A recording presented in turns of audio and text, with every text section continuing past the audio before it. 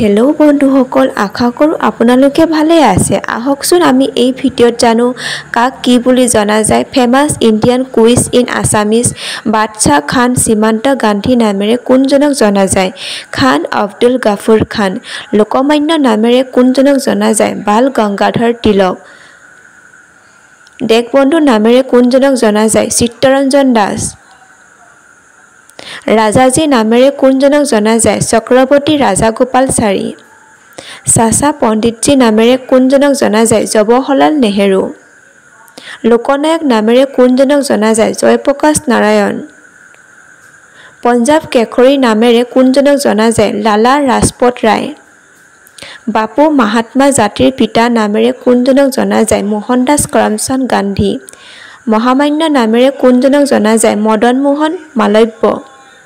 গুৰুদেৱ নামেৰে কোনজনক জনা যায়? ৰবীন্দ্ৰনাথ ঠাকুৰ। ভাৰতৰ নাইটিংগেল নামেৰে কাক জনা যায়? সৰোজিনী নাইডু। নেতাজী নামেৰে কাক জনা যায়? সুভাষ চন্দ্ৰ বসু। লৌহ মানৱ নামেৰে কাক জনা যায়? বল্লভভাই পেটেল।